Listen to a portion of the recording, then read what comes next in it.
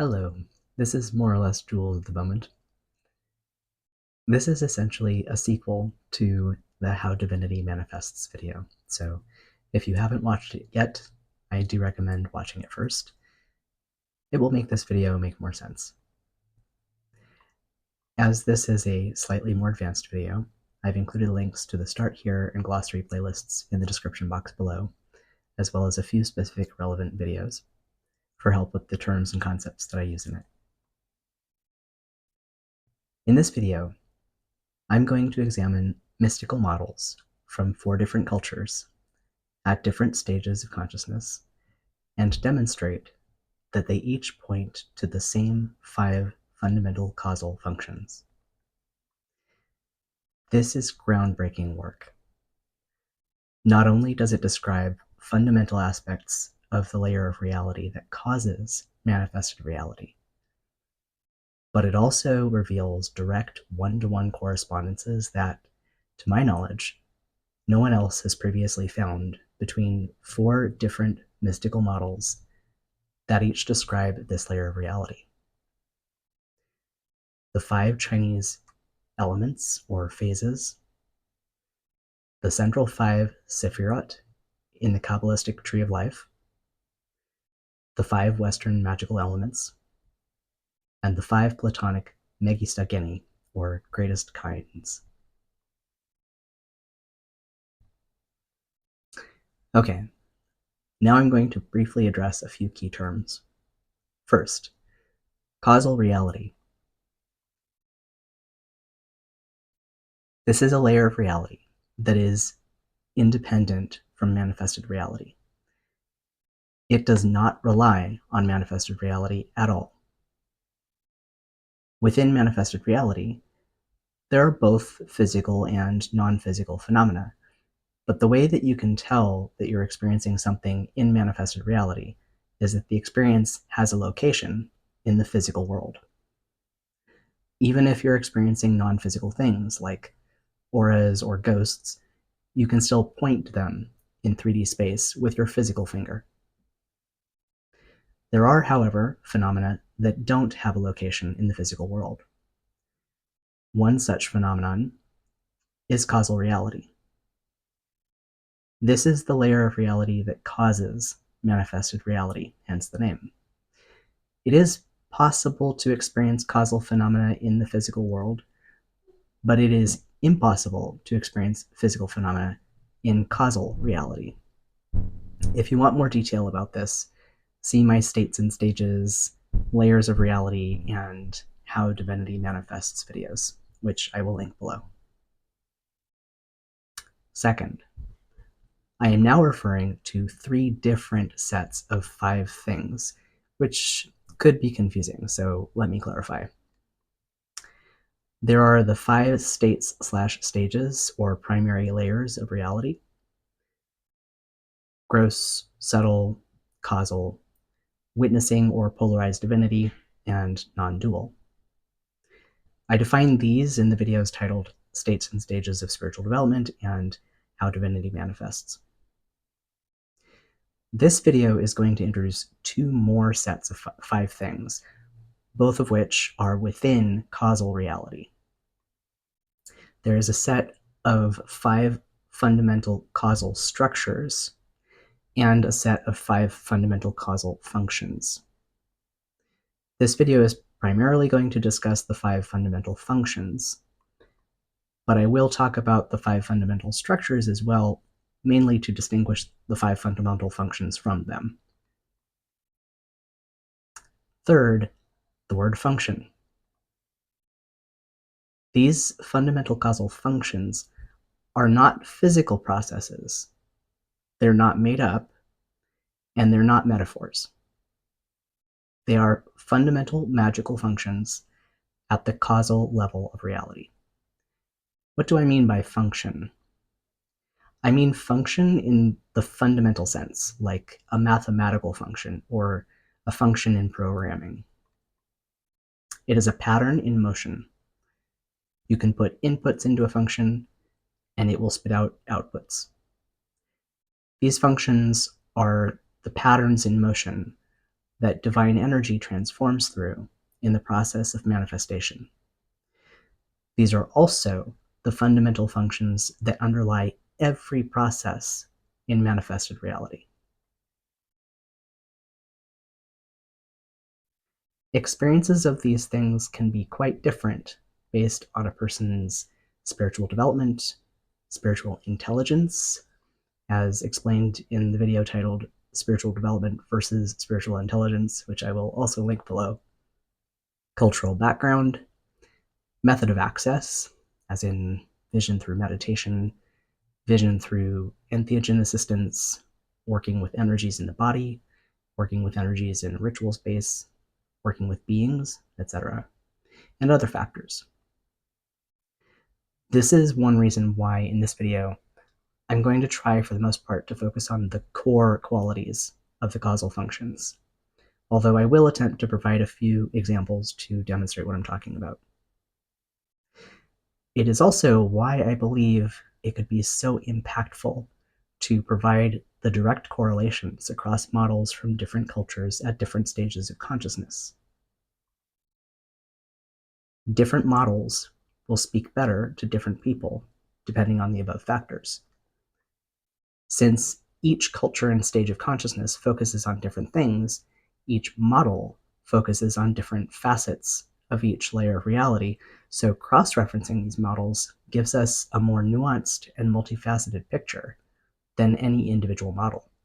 By doing this, I have already been able to make so much more sense of my own experiences so far and come up with so many more ideas for how to explore these phenomena for myself in new ways.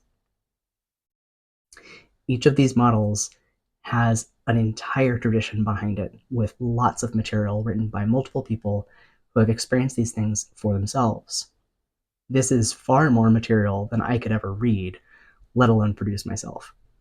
If I can provide a key or a Rosetta Stone for translating between these models, then anyone can explore the material written in these different traditions for themselves and find what helps them. So, here are the 4 mystical traditions that I want to look at. Neoplatonism, developed from Plato's ideas. Western magic, which was heavily influenced by Neoplatonism, but developed its own distinct system. The Jewish mystical tradition of Kabbalah, and Chinese Daoism. I am going to assert that each of these 4 traditions describes the same 5 fundamental causal functions in their own unique way. These are the sets of 5 things in each of these traditions that I'm going to examine. The 5 Western magical elements: air, fire, water, earth, and ether/void. The 5 Chinese Taoist elements or phases: water, wood, fire, earth, and metal. The 5 central sephirot in the Jewish Kabbalistic tree of life: Chesed, Gevurah, Tiferet, Netzach, and Hod.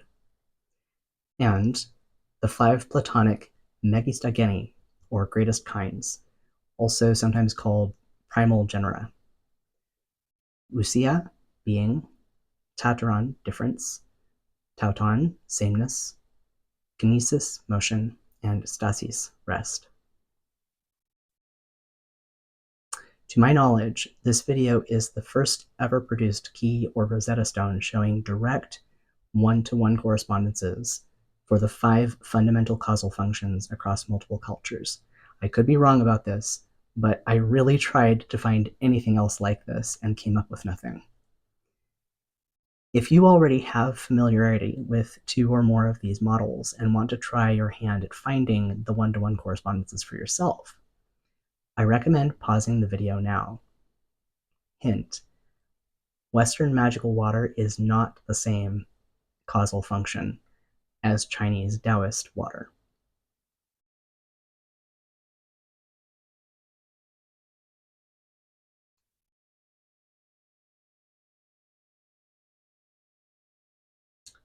Okay, let's get to it. Western magic has a set of 5 elements, originally from the Neoplatonic tradition, but which subsequently were expanded to include the causal functions: air, fire, water, earth, ether/void. Chinese Daoism also has a set of 5 elements, although elements is perhaps a poor translation into English: fire, earth, metal, water, wood.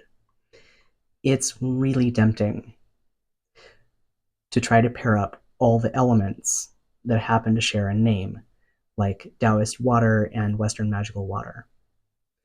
But this doesn't actually work, because these elements actually refer to very different fundamental functions in the two cultures. Most people who have tried to find correspondences have stopped at this surface level and concluded that it's impossible, that the two systems have internally consistent logic, but one can't be mapped to the other. They're too different. This is often used as an argument for the currently common academic religious studies stance that you can't gain any fundamental understanding of reality by comparing religions, because there's no way to determine whether they're talking about the same things. And the strong implication is that they're not talking about the same things. Then, when I was doing some research on something completely different, I noticed this. The Kabbalistic tree of life looks remarkably similar to the ancient Taiji 2 diagram. Most people, even people who study Kabbalah and or Daoism, are unaware that the tree of life and the Taiji 2 are actually maps of a very real space, a sublayer of causal reality, which I stumbled upon before I knew that there were maps of it.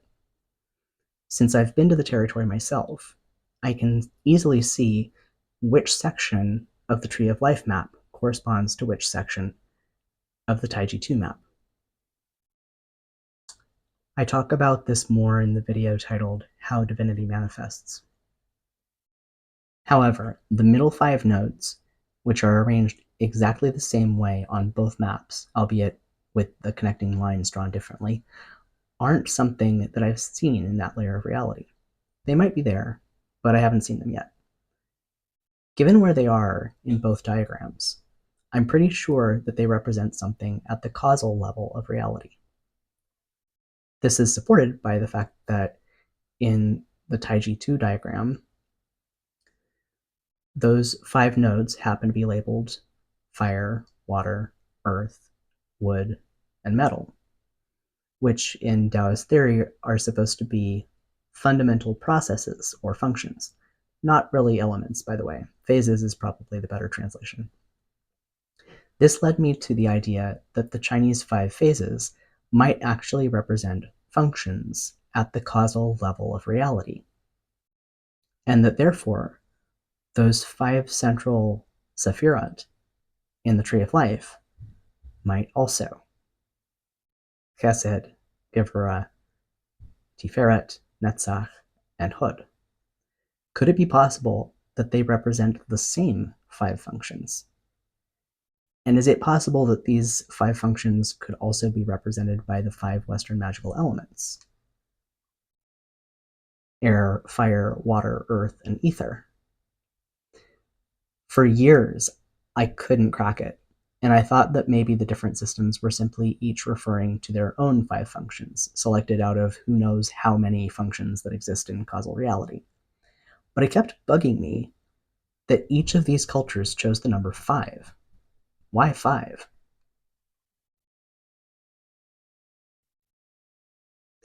Then, recently, I decided to try to describe for myself the 5 functions of each of the 2 models that I was the most familiar with, Western magic and Daoism, in the absolute simplest, most fundamental way I could think of. These are, after all, supposed to be fundamental functions, right? So what do they look like at their most fundamental? Western magical elements. Air is giving. Fire is up/future/creativity. Water is receiving. Earth is down/past/ past/death. Ether/void is center/present/stillness. Taoist elements. Fire is upward chi.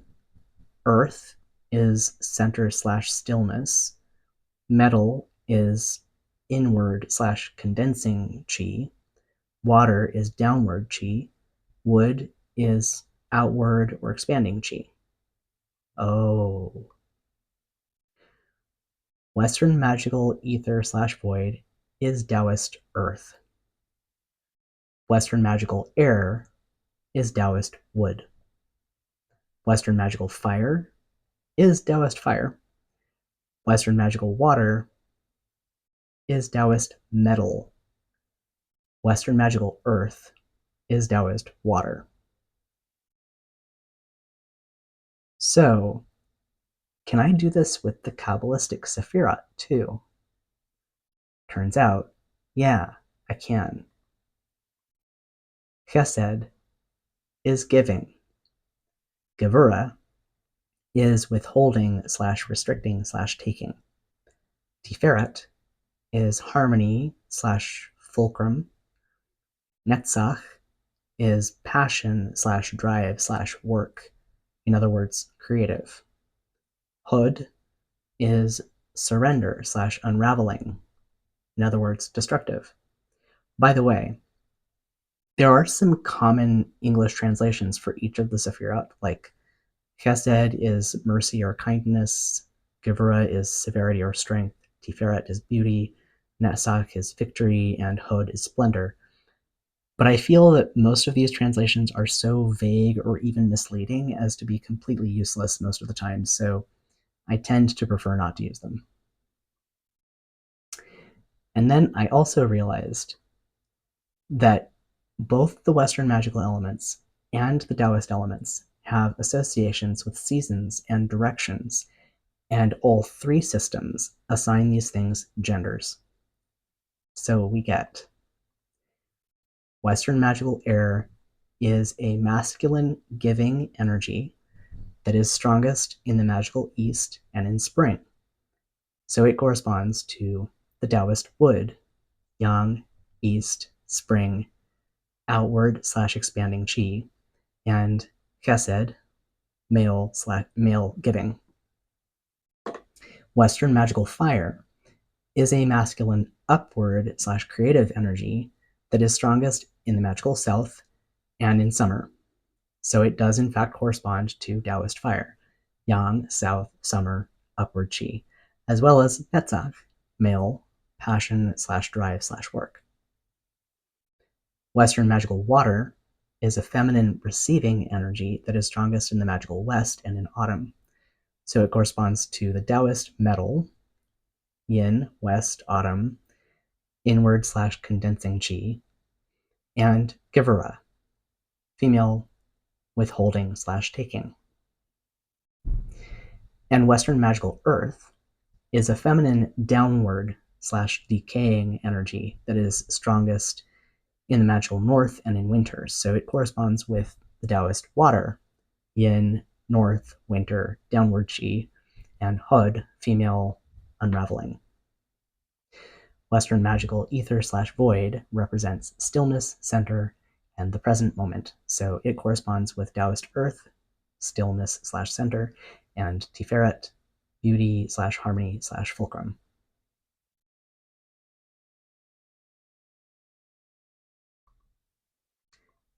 It took me a bit longer to figure out the Neoplatonic system. I kept assuming that the 5 Neoplatonic elements were the same as the 5 Western magical elements. But as I dug further into Neoplatonism, this just didn't fit. The Neoplatonist 5 elements were manifested substances formed from the corresponding 5 Platonic solids, geometric forms, in nous, their word for causal reality, which were themselves considered static and unchanging, so definitely not processes or functions. These were causal structures instead. So I decided to go back to the drawing board with Neoplatonism and dig deeper. I discovered that it actually has two sets of 5 fundamental forms in the nous.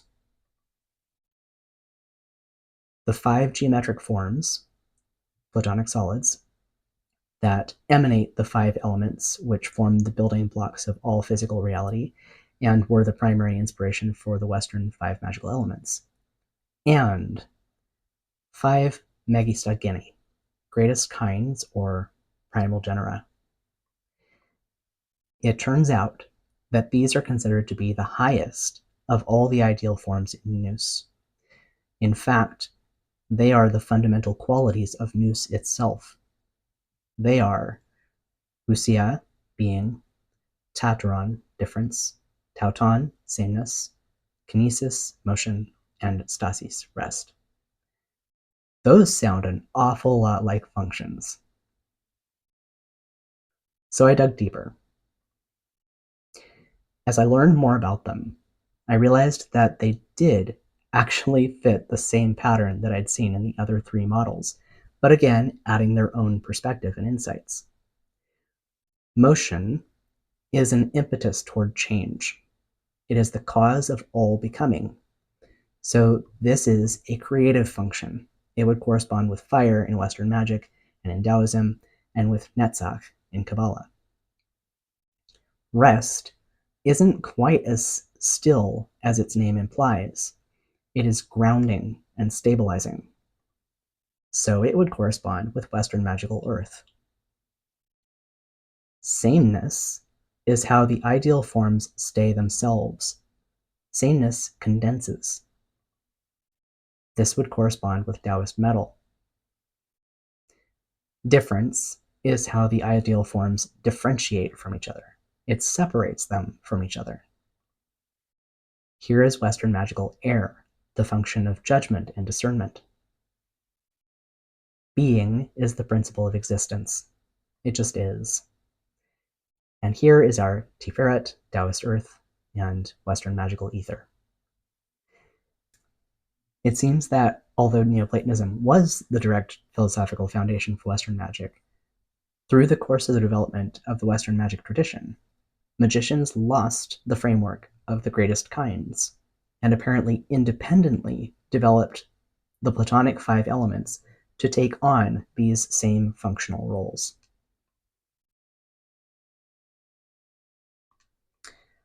What I glean from the fact that all 4 of these different cultures apparently independently discovered, or in the case of Western magic, rediscovered, the same 5 causal functions, is that these 5 functions might actually be the fundamental functions of causal reality. Now I want to develop a shorthand that I can use to refer to these 5 causal functions that is consistent with all 4 of these cultural frameworks, but is independent of cultural trappings and speaks to their simple, fundamental nature. This is what I'm thinking. I'll state them here in this order. My shorthand: Neoplatonism, Western magic, Kabbalah, Daoism. Center: being, ether, Tiferet, earth. Up: motion, fire, Netzach, fire. Down: rest, earth, Hod, water. In: sameness, water, Gevurah, metal. Out: difference, air, Chesed, wood. I am primarily basing these directional terms on how these energies actually feel when I work with them.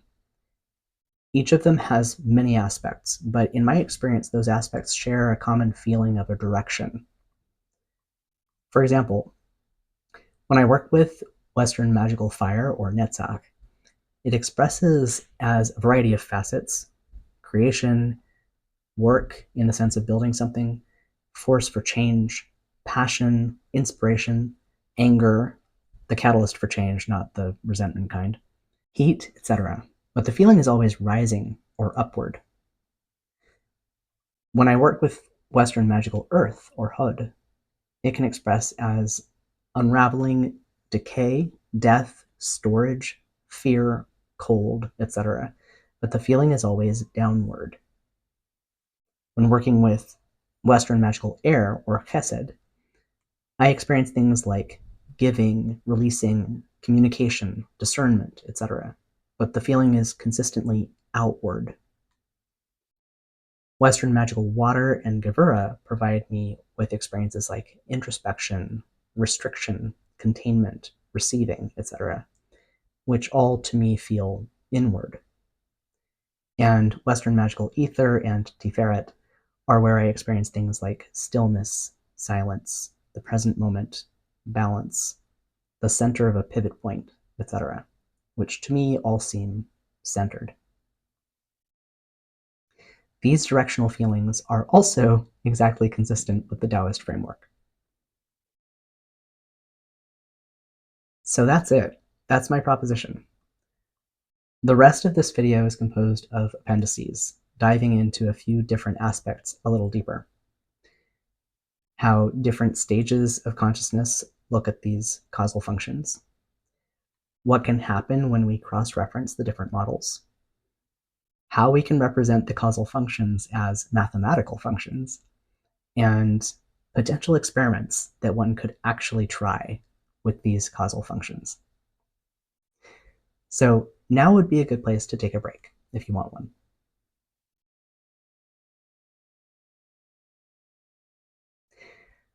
Appendix A, Perspectives from Different Stages of Consciousness. A friend asked me to estimate what stage of consciousness each model was coming from by examining the model itself. And I thought the results were neat, so I figured I might share those here. I think whoever came up with the 10 Sefirot of the Kabbalistic Tree of Life was in red-blue stage. For this, I'll break out the standard English translations. Just listen to these. Mercy, usually referring to divine benevolence. Strength. Beauty. This is beauty of creation or of a nation or of a city, rather than beauty of a person. Victory. And splendor. This is a splendor not of this world. These words are referring to God and to might and to glory. Red-blue. I think Plato was in orange stage.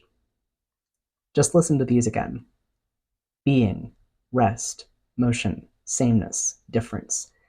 This sounds like science, pure analytical physics.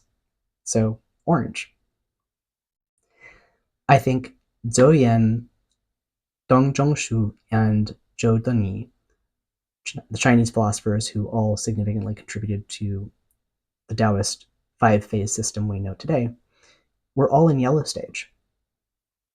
Each created a significant unifying theory that associated the five phases with multiple disparate systems. Zhou Yan created the unifying theory that associated the five phases with the seasons, the cardinal directions, musical notes, and history. Dong Zhongshu contributed associations with the human body and emotions, and Zhou Dengyi, with his Taiji 2 that we saw, wove the five phases into the greater Taoist understanding of metaphysics. And I think Cornelius Agrippa, who was the first occultist to start using the five Western elements to categorize everything under the sun, and is in that sense the originator of the Western magical elements, was also in yellow stage. Then this currently turquoise stage friend noted that my names for the five causal functions sounded very coral stage, in other words, very minimalist, and asked me to come up with turquoise stage names. I found that I was able to temporarily get back into turquoise stage headspace and do that too. So here's a set of turquoise stage names in case that's helpful. I'll say the turquoise stage name first, followed by the coral stage name. Creation, up. Destruction, down. Giving, out. Receiving, in. And stillness, center. In turquoise stage, there's a strong emphasis on the interconnectedness of natural processes. Also, everything is getting equalized, so destruction looks like a necessary natural process instead of a bad thing to be avoided. Note that just like how the Chinese philosophers and Cornelius Agrippa used different sets of names in Yellow Stage, neither my coral names nor my turquoise names are the only names that one could come up with in these stages. These are just examples. So we now have examples from red, blue, orange, yellow, turquoise, and coral. That leaves a notable gap at green stage, so because I know some completionist is going to ask, my sense is that if someone is encountering these causal functions in green stage, they're probably more likely to show up as something like deities. These deities might be experienced as external deities or as aspects of one's own psyche. Appendix B, benefits of cross-referencing.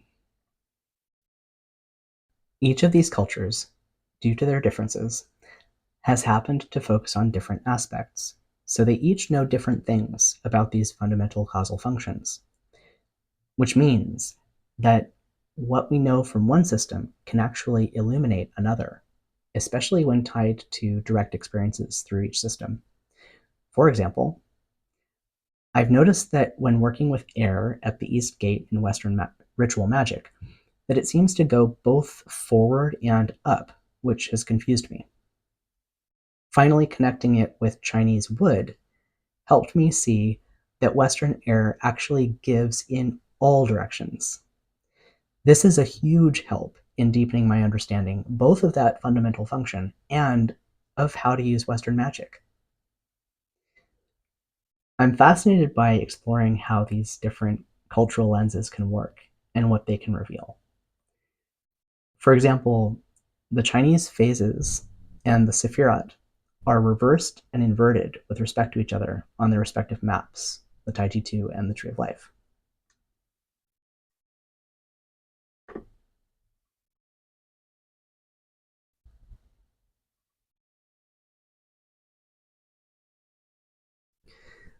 The Chinese phases and the Sephirot are actually arranged in the same sequence visually, just rotated 2 turns. Or another way of looking at it is that the Sephirot are flipped both horizontally and vertically from the Chinese elements in the Taiji 2. I think what this demonstrates is, one, maybe it doesn't really matter where each function is placed on the map, because unlike, for example, the polarized divinity zone, they don't actually have locations. At least when I'm wandering around the inner desert, I so far haven't run into anything that looks like these functions. It's possible that they are there, and I just haven't run into them yet, though. Two, both of these maps are showing the oppositions.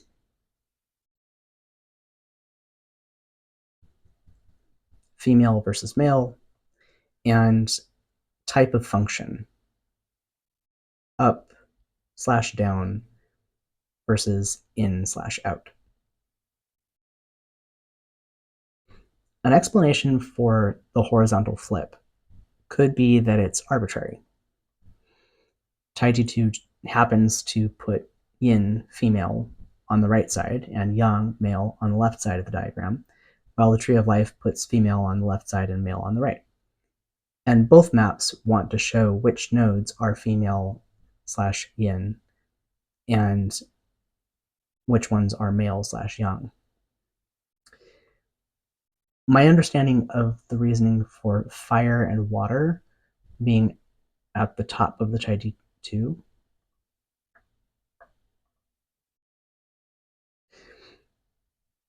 is that these elements are considered more fundamental in the Taoist system, while wood and metal are considered more complex. This makes sense to me intuitively.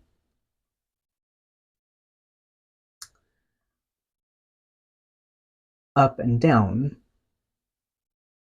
seem simpler and more fundamental to me than out and in, since out includes up and in includes down. In the Tree of Life, They're looking at things differently.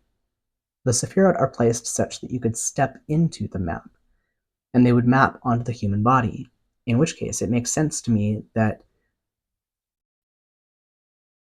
Hod and Netzach have to be at the legs,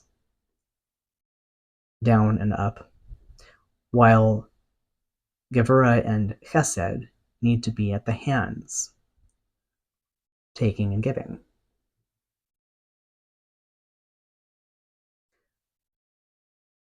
Also, getting into the headspace of each cultural model helps me to see where my own perspectives and cultural biases are, to stay humble that I don't know everything, and to keep an open mind.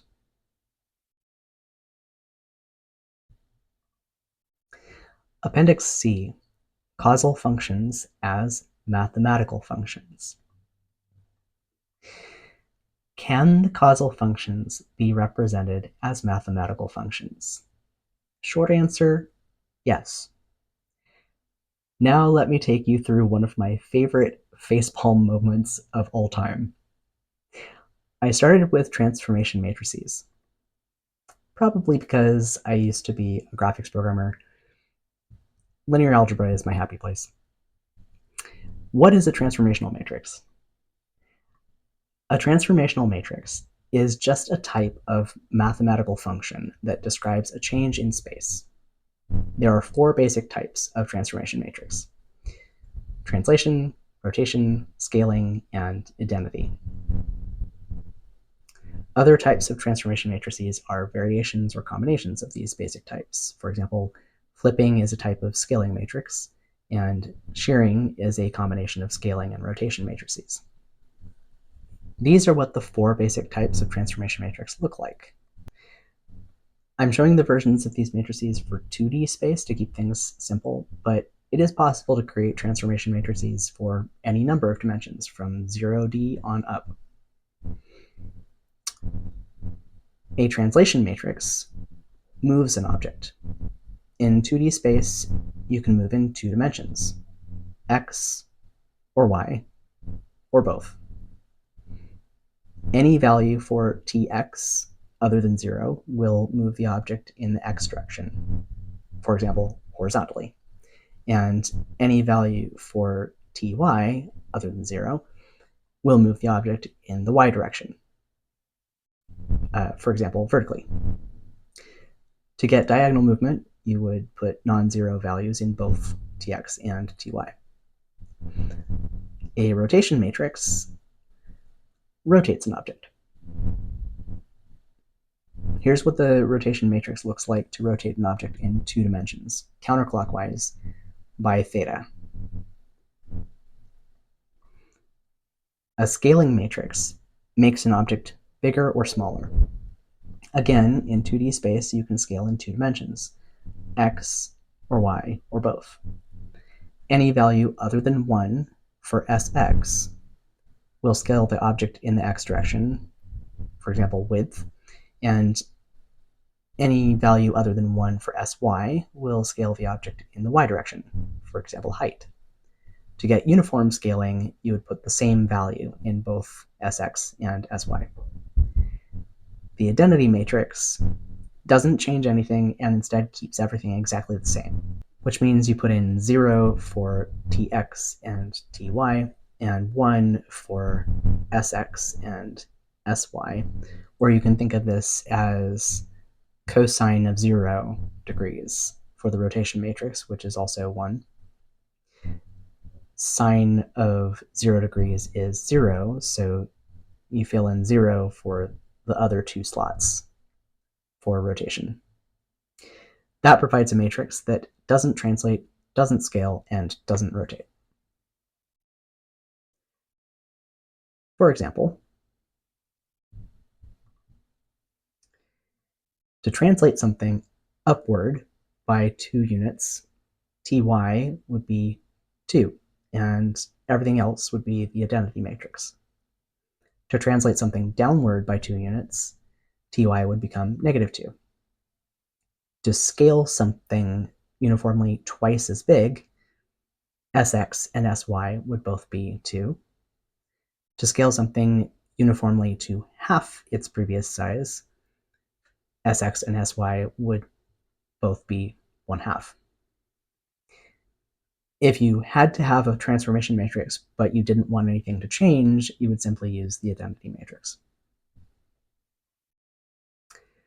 So look at what we just did. These are the causal functions.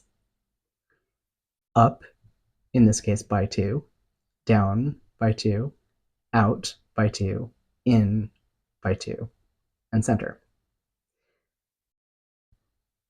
Here are the causal functions written generically. But looking at this, I had several questions. Question 1, why isn't rotation represented in the causal functions? I mean, of the 4 basic types of transformation matrices, translation, rotation, scale, and identity, only the rotation type is missing. Why? Question 2, come to think of it, why do the causal functions only have up and down for translation? Why is there no right or left? And why do they only seem to have uniform scaling? Why can't you grow by 4 in the x direction and 2 in the y direction? Why can't you shrink to a quarter size in the x direction and half size in the y direction? And question 3, how many dimensions should I use when talking about causal functions? These are what the matrices would look like for 2 dimensions, but I could easily make them for 3 dimensions by just adding a row and a column for the z direction.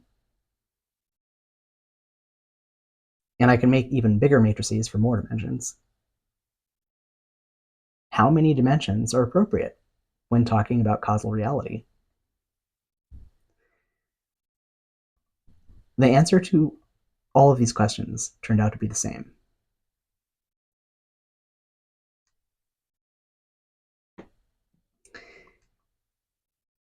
I originally did try to answer these questions in the order that I just stated, starting with question number 1, but it turns out that the answer to question number 3 answers all of them, so I'll save you the pain that I went through. Taking question number 3 first. Well, we're talking about reality at a very fundamental level. So what would be the most fundamental number of dimensions? 0 dimensions, 0D, a point with no dimensionality. Oh, that's probably exactly what non-dual reality is. Got it. And the transformation matrix for 0D, there is only one, is 1. It's an identity matrix, no change. That makes sense for non-dual reality. Okay, so since we're talking about causal reality, what's the next most fundamental number of dimensions? 1 dimension, 1D, a line. So what do the basic transformation matrices look like for 1D space? Let's take away a row and a column from our 2D matrices and just keep the y direction.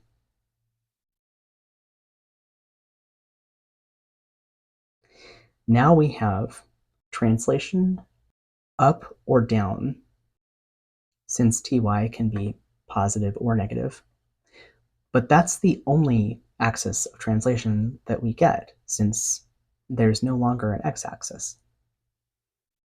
And scaling out if sy is bigger than 1, or in if sy is smaller than 1. Or another way of thinking of it is out is multiplying by sy and in is dividing by sy. But it's always uniform scaling, since there aren't any other dimensions to be a different size. That answers question number 2.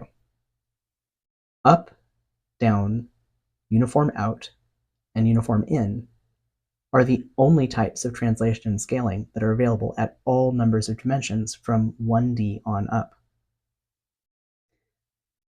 What about rotation? Well, if you think about it, the only rotation we can get in one dimension is a 180-degree flip along the line. The matrix for that looks like this. But what is that? It's a scaling matrix. Specifically, it's the out type of scaling matrix.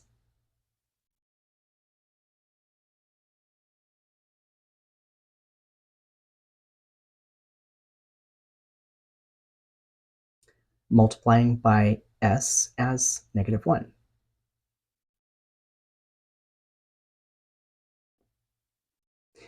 So that answers question number 1. The 180-degree rotation is the only type of rotation that is available at all numbers of dimensions from 1D on up. And that particular rotation is actually just a type of uniform scaling. So the only transformations that are available at every number of dimensions from 1D on up are up, add a translation, down, subtract a translation, out, multiply by a scalar, in, divide by a scalar, and identity, no operation. Facepalm. Oh, so the causal functions can be represented by the simplest mathematical functions that there are. The arithmetic operators. Up is addition, down is subtraction, out is multiplication, in is division, center, no operation, or no op.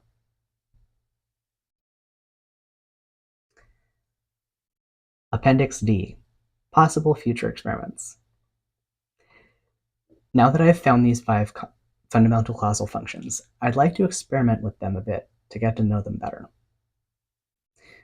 Since causal reality generates manifested reality, these fundamental causal functions generate literally everything that happens. Every action in our reality is, under the hood, generated by causal functions. So the ways that one could experiment to explore them would be theoretically limitless. The following are just a few ideas. Note, I do not intend to do any of the following experiments unless my inner guidance explicitly approves. If you're thinking of trying any of these yourself, I strongly recommend checking with your inner guidance for each thing before trying it, unless you're genuinely okay with potentially blowing up yourself and or manifested reality. Idea 1.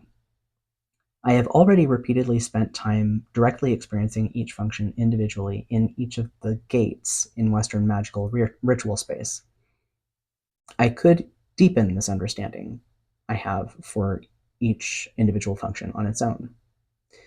When I was learning different kinds of subtle energy, an inner guide had me spend time becoming each type of energy to experience it from the inside to get to know it better. I like the idea of practicing becoming each causal function in turn and feeling it from the inside to understand it better. Idea 2. I could also experiment with sending different types of subtle energy through each function. That might be illuminating, given how well I know different types of subtle energy. Examples of subtle energy I regularly use include white energy, which is clarifying, red energy, which is grounding, green energy, which is healing, etc. These colors are just how they appear to me, and these descriptions are just some qualities that I've found them to have. Or I could be a type of energy and let a function act on me and try different combinations of energy and function that way. Idea 3. I have also experienced a little of how these 5 functions interact when chained together in a few different Western 4-directional rituals. I could do experiments to learn more about how these functions behave together in different configurations. Each of the cultures I've been looking at has at least one sequence in which they normally use these functions. Daoism, generating, out, up, center, in, down, repeat. Controlling, down, up, in, out, center, repeat. Kabbalah, manifesting, out, in, center, up, down. And then spiritual development is the reverse. Western magic, the basic four-directional ritual goes out, up, in, down, center. Neoplatonism, emanation, being, center, sameness and difference, in and out, rest and motion, down and up.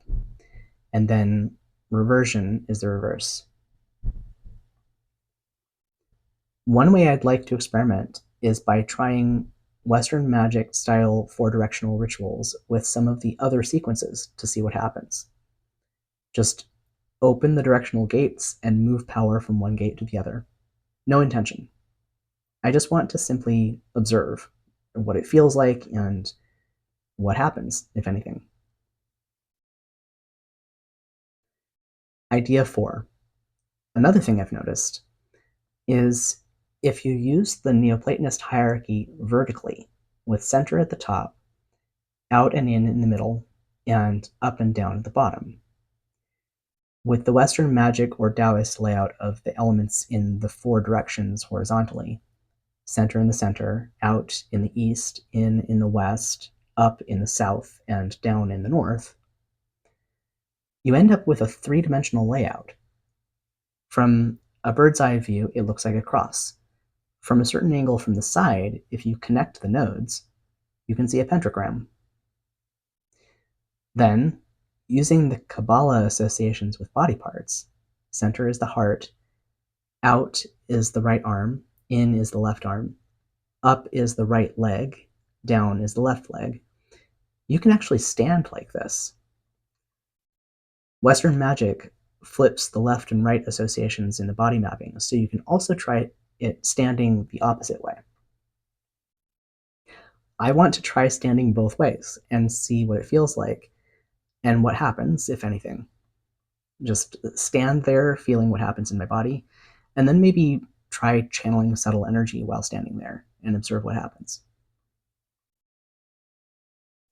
Idea 5.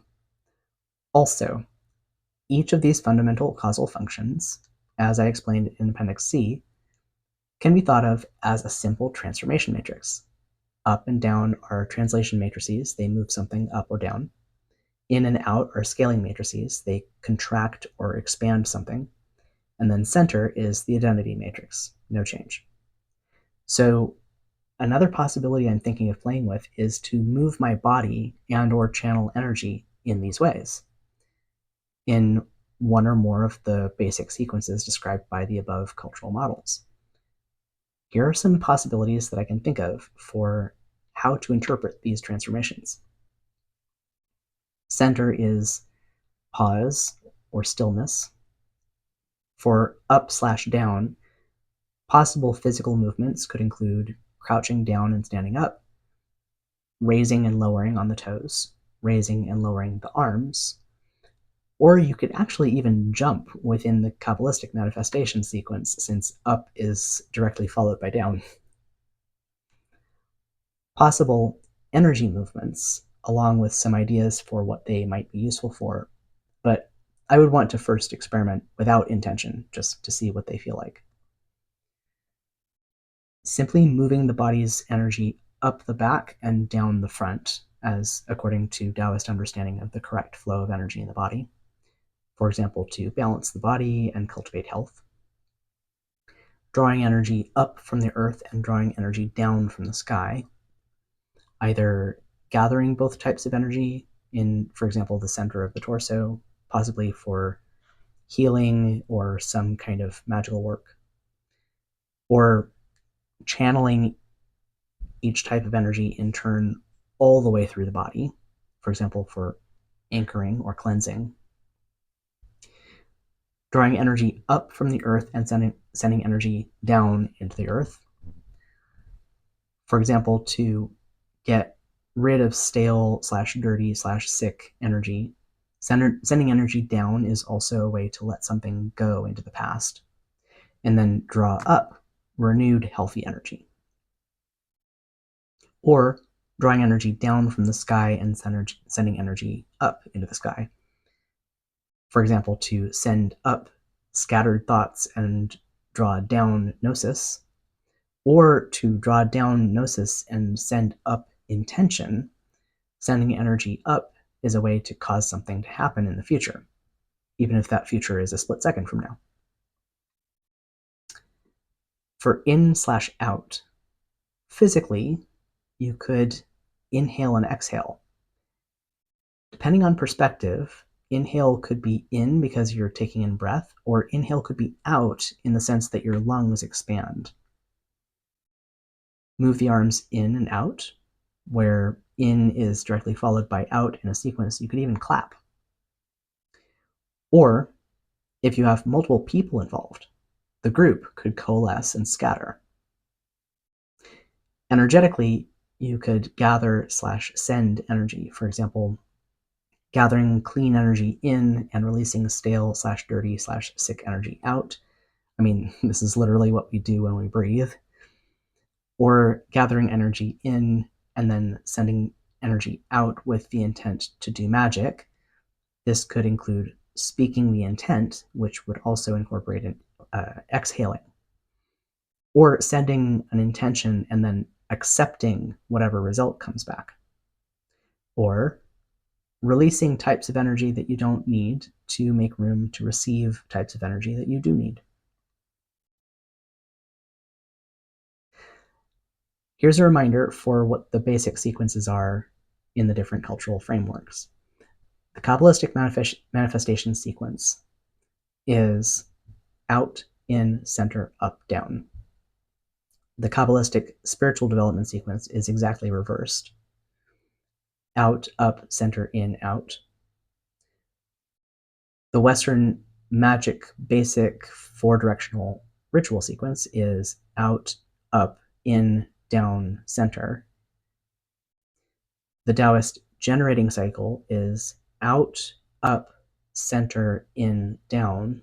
And the Taoist controlling cycle is down, up, in, out, center. So then these could be put together as a sequence of physical movements, for example, Qigong-like movements or ritual dance, as one person. For example, the Kabbalistic spiritual development sequence could be crouch down, stand up, pause, center, and clap, in and out. Or as multiple people. For example, for the Kabbalistic manifestation sequence, multiple people could arrange themselves in a circle and then widen the circle out, contract the circle, in, pause, center, and then hop up and down. Or as a sequence of channeling energy. For example, the basic Western magic sequence done without a ritual space could simply be speak the intention, out, send the energy up into the future, up, accept the result, in, send the result down into the past, down, and then let your mind be silent, center.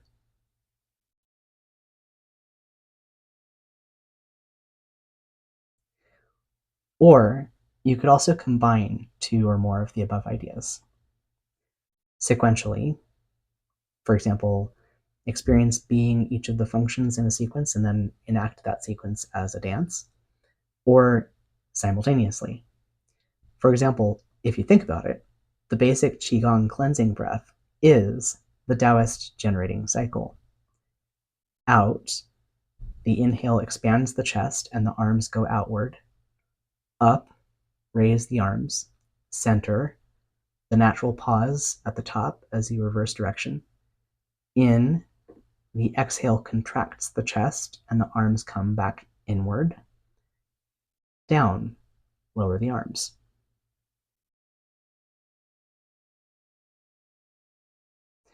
That's everything for this video. If you made it to the end, I hope you enjoyed getting to watch me thoroughly nerd out for a bit.